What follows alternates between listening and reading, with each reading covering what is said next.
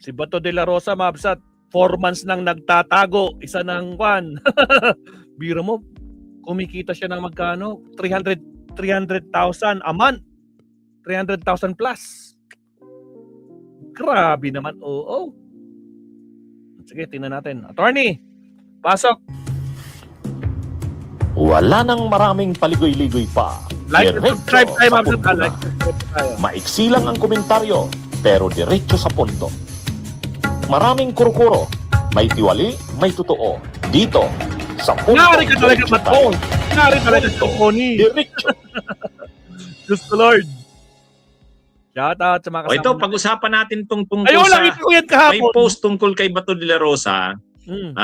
Nagdadasal si Bato. Nagdadasal. Pinost ito sa account ng isang nagngangalang Nancy de la Rosa. Ang Nancy de la Rosa yata yung asawa niya kung hindi tayo nagkakamali. Ngayon mga kabunyog, pinost ito sa FB account ng isang nagngangalang Nancy de la Rosa na ang pagkakaalam natin, yan yung account ng asawa niya. Ngayon, sa post na ito, nakatalikod si Bato, nagdadasal. Nagdadasal. Ngayon, ang nakalagay na caption, habang nagdadasal si Bato, ang sabi dito sa caption, mga kabunyog, mga kababayan, kumalat ito nung nakaraang araw, itong picture na ito ni Bato de la Rosa. Kaya lang natabunan ito nung mga balita tungkol sa ICC. Nung isang araw pa ito itong picture na ito ni Bato.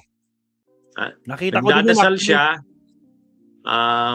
Tapos ipinakita dito sa sa account ng isang nagngangalang Nancy de la Rosa. Mga kabunyog, Nancy de la Rosa. Dati rin may nag-post din diyan sa account na yan, Nancy de la Rosa. Sabi dito, when all else fails, I know you alone will never fail us. Nancy de la Rosa, when all else fails, I know you alone will never fail us. Yan yan yung post. Ngayon, may dagdag na post dito, sabi dito, mga kabunyog, sa News 5, sabi dito sa News 5, mayroon silang ginawa, ni-reverse daw nila yung image sa Google, na-search nila itong simbahan na ito kung saan. Saan? Ako po, Diyos ko, Lord Rudy. Sa reverse image search gamit ang Google Images, sabi dito, napag-alaman at nakumpirma ng News 5 na ang altar na makikita sa larawan ay sa Immaculate Conception Parish Church sa Bantayan Island sa Cebu. Yan. Kaya yan yung sabi dito sa post. Yan umanong simbahan na yan. Kasi yung altar daw na yan, sinearch yan sa Google Images. Ang altar na yan ay sa Immaculate Conception Parish Church sa Bantayan Island sa Cebu. Kaya mahirap magpo-post. Pwedeng totoo yan na sa Bantayan Island sa Cebu yan, pwedeng hindi. Pero kung totoo man yan, sabi ng News 5 ito hindi naman magsisinungaling tong News 5. Kaya mahirap magpo-post si Bato. Kung nagtatago siya at ayaw niyang magpa-aresto.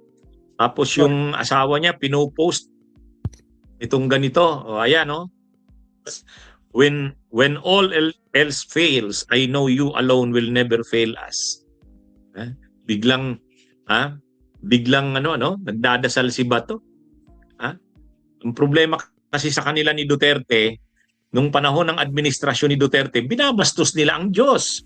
Yun lang. At saka, ang pinagkait nila sa mga tao ay buhay. Diyos lang ang pwedeng kumuha ng buhay. Ang ginawa nila, nag-asta silang Diyos. Ang daming buhay ang kinuha nila noon. Kahit sabihin mo pa na justified yon Dahil mga addict yun, mga involved sa drugs yun, pero hindi Diyos lang kung pwedeng kumuha ng buhay. Kaya nga wala tayong death penalty eh. Yari Oh, ka dyan. At saka hindi lang naman isa yon, 5 or 10 or 100. Libo-libo. Libo-libo. Ilang pong libo yun. Sabi ng pulis, 6,000. Pero sabi ng mga human rights groups, 25 to 35,000. O imagine nyo yan. Kristiyanong bansa tayo. Tayo ang tanging Kristiyanong bansa sa Asia. Pero nangyari ang ganyan, crimes against humanity. Nakakalungkot nga yung mga pinag-uusapan doon sa ICC. Ang depensa ni Kaufman, kunti lang naman yung 5,000 na napatay. Kung 5,000 yun. Kaya nga, Kasi sabi niya, 3% konti lang lang. daw yan sa mga naaresto. Ang marami pa rin daw sa mga involved sa drugs, inaresto lang, hindi naman daw pinatay. 136,000 daw ang inaresto. Compared sa 5,000 na napatay, may kunti lang daw yun. Imaginin nyo yan mga kabunyog. Tapos si Duterte noon, minumura ang Diyos, stupid God. Binabastos nila. Palakpak naman sila Bato de la Rosa niyan. Tapos ngayon nagdadasal siya. Para biglang nakaalala si Bato na magdasal, ano? Diyos ko Lord. Biglang nakaalala magdasal. Bakit siya nagdadasal? Pinagsisisihan niya ang lahat ng nagawa nila noon. Hindi naman pwedeng magsisi ka lang. Kinakailangan pagbayaran mo. Kaya nga may International Criminal Court. Pero yan yun. Yan kasi, sabi nga ni Congresswoman Leila de Lima, noon kasi sinasabihan daw sila, pinapaalalahanan sila na itigil nyo yung war on drugs na yan. Ang dami nang napapatay. O kaya lang, hindi. Sabi ni Congresswoman Leila de Lima, hindi sila nakinig eh.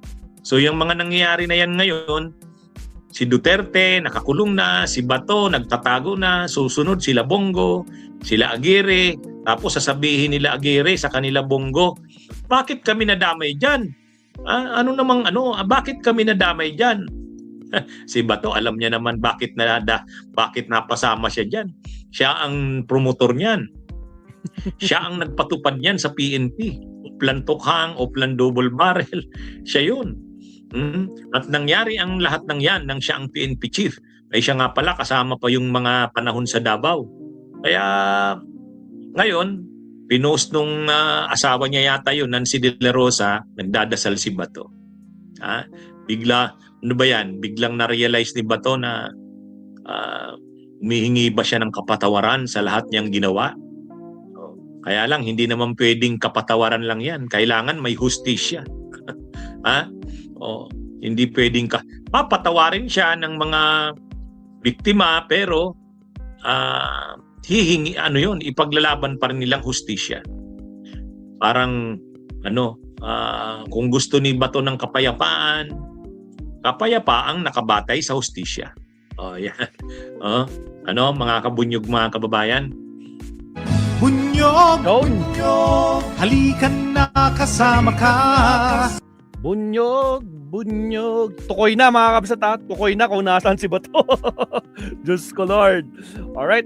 Mag-isa pa tayo tapos punta tayo sa premiere mga kabsat. Alas 12 yung premiere natin, no? So meron pa tayong 7 minutes. So sige, mag-isang topic pa tayo. Countdown muna. Again, like and subscribe mga kabsat. Maraming salamat.